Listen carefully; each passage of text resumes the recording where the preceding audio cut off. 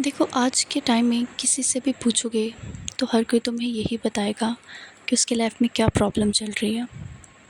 मतलब हर कोई किसी ना किसी चीज़ से दुखी है, चाहे देखने में वो जितने भी खुश क्यों ना लग रहे हो। पर किसी की भी लाइफ एकदम परफेक्ट नहीं है, उन्हें कोई ना कोई प्रॉब्लम तो ज़रूर है। खैर, हम हर किसी की लाइफ तो फिक्स नहीं कर सकते, चलो पहले खुद की ही फिक्स करें। इतने स्ट्रेसफुल और इतने नेगेटिव माहौल में रहने के बावजूद भी हम खुद को कैसे पॉजिटिव रख सकते हैं? कि हम एक रेस में चल रहे हैं, आसपास इतनी चीज़ें हो रही हैं, हमारा माइंड कभी शांति से बैठता ही नहीं है, चीज़ों को प्रोसेस ही नहीं कर पाता है। और दिन में इतने सारे थॉट्स, इतने सारे इमोशंस होते हैं कि पता ही नहीं चलता है कौन सा थॉट, कौन सा इमोशन काम का है और कौन सा बेकार है। हमने खुद को लिटरली डस्टबिन बना रखा है, कोई भी इमोशन आता है, कोई भी थॉट आता है और हम उसको एम्ब्रेस कर लेते हैं। नो, हमें हर एक थॉट को और हर एक इमोशन को इम्पोर्टेंस देने की ज़रूरत नहीं है। मैंने डिसाइड किया है कि मैं खुद को चेंज करूँगी, अपनी नेगेटिव थिंकिंग और अपनी इस नेगेटिव एटीट्यूड को थोड़ा पॉजिटिव में शिफ्ट करूँगी। मैं पर्सनली बहुत ज़्यादा चीज़ों को नेगेटिवली लेती हूँ, बट हाँ, अब मैं कहीं ना कहीं इस चीज़ से फेड अप हो गई हूँ। तो जो चीज़ें मैं ट्राई कर रही हूँ वही मैं चीज़ें शेयर करना चाहती हूँ, ताकि आप लोग भी ट्राई कर सको और हो सकता है आपको भी इसका बेनिफिट मिले। अभी तो I am on a journey, but yes, थोड़ा थोड़ा इफ़ेक्टिव शो हो रहा है, दैट्स वाई मैं शेयर कर रही हूँ। और जैसे जैसे और ज़्यादा अच्छा होता जाएगा तो मैं और ज़्यादा चीज़ें शेयर करूँगी। सबसे पहली चीज़, खुद को पॉजिटिव रखना है। पर खुद को पॉजिटिव रखना बहुत मुश्किल है, क्योंकि कोई ना कोई आपको किसी न किसी चीज़ की वजह से बुरा फील करवा ही देगा। आगे भी खुद को ऑल टाइम पॉजिटिव नहीं रख सकते, एकदम हाई एनर्जी में नहीं रख सकते। बट हमें क्या करना है, हमें कॉन्शियसली डिसाइड करना है कि हमें खुद को खुश रखना है, हैप्पी रखना है और पॉजिटिव रखना है। उसके लिए आपको सबसे पहले भगवान की शरण में जाना है। लाइक सीरियसली, तुम बिलीव करो ना करो, but this is the ultimate shelter. Try करके देखो, जिस भी भगवान में बिलीव करते हो, जिनमें भी तुम्हारा विश्वास है, उनके शरण में जाओ। एंड ट्रस्ट मी, तुम दुनिया को अपनी प्रॉब्लम्स बताते रह जाओगे पर तुम्हें सॉल्यूशन कोई नहीं देगा। तुम्हारी बातें सब सुनेंगे और सुन के दूसरे कान से बाहर निकाल देंगे। तुम्हारी प्रॉब्लम कोई समझ ही नहीं सकता और इसीलिए कोई तुम्हें सॉल्यूशन भी नहीं दे सकता। बट भगवान तुम्हारी प्रॉब्लम सुनते भी हैं और टाइम आने पे तुम्हें सॉल्यूशन भी देते हैं। प्लस अगर तुम किसी डिफ़िकल्ट सिचुएशन में हो ना, तो वो तुम्हें सहने की हिम्मत भी देते हैं। और ये मैंने पर्सनली फ़ील किया है। मैंने रो रो के उनसे प्रार्थना की है। एंड मेरी ऐसी हैबिट है कि मैं बहुत वर्स्ट केस सिनेरियोज़ को बहुत पहले ही एंटिसिपेट कर लेती हूँ और फिर दुखी होती रहती हूँ। इस वजह से मुझे बीच बीच में एनजाइटी भी होती रहती है। जब मैं बिल्कुल थक हार गई तो I started crying in front of him. And मैंने उनसे सब कुछ शेयर किया। मैं रोज़ मंदिर जाती हूँ, उनसे बातें करती हूँ जब कोई नहीं होता है। एंड पहले मुझे मंदिर जाना एक काइंड ऑफ रिस्पॉन्सिबिलिटी या एक रूटीन लगता था और मैं खुशी खुशी जाती भी नहीं थी।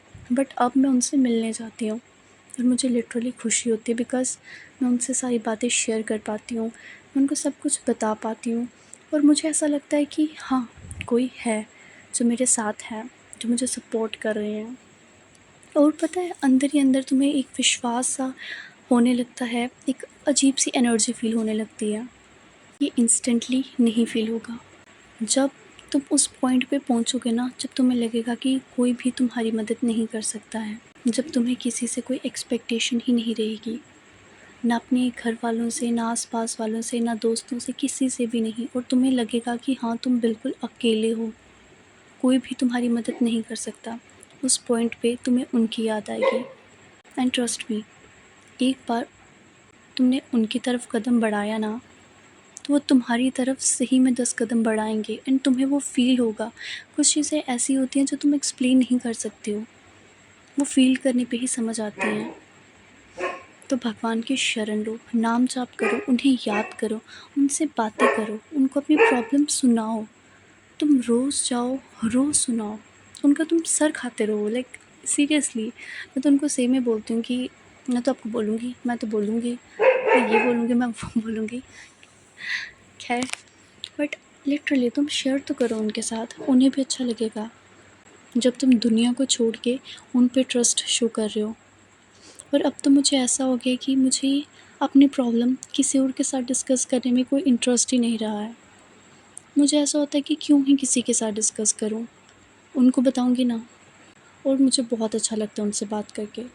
तो पहली चीज़ तो उनकी तरफ एक कदम बढ़ाओ, भगवान की तरफ एक कदम बढ़ाओ, वो तुम्हारी तरफ 10 कदम डेफिनेटली बढ़ाएंगे। तुम बस ट्राई करके देखो, नाम जाप करो, रोज़ उनको याद करो और रोज़ उनसे बातें करो। मतलब ऐसे समझो जैसे वो तुम्हारे पिता हैं या तुम्हारे दोस्त हैं, उस तरीके से, not as a god, right. उसके बाद दूसरी चीज़, मैंने अपने ब्रेन को ट्रेन करना शुरू किया है। लाइक मैं डायरी पे पॉजिटिव चीज़ें लिखती जाती हूँ एंड कुछ सिनेरियोस इमेजिन करती हूँ कि ऐसा ऐसा होगा, और वो सब पॉजिटिव होता है। उसमें मैं अपनी सक्सेस स्टोरी लिखती हूँ, मैं कैसे इम्प्रूव कर रही हूँ, कैसे भगवान मेरी मदद कर रहे हैं, ताकि मेरा ब्रेन उस चीज़ को कॉन्शियसली एब्जॉर्ब कर पाए, राइट।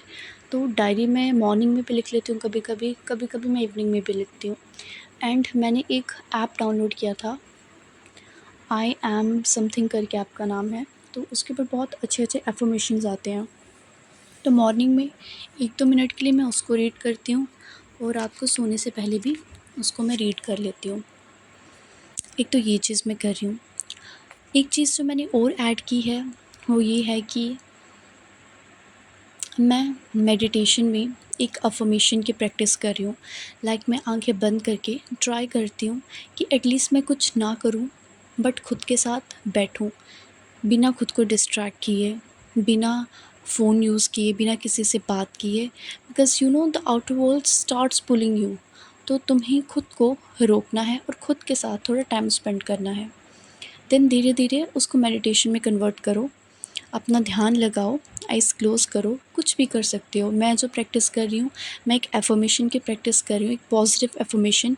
आंखें बंद करके मैं कंटिन्यूसली उस एफर्मेशन को मन में दोहराती रहती हूँ और इमोशंस के साथ दोहराती हूँ।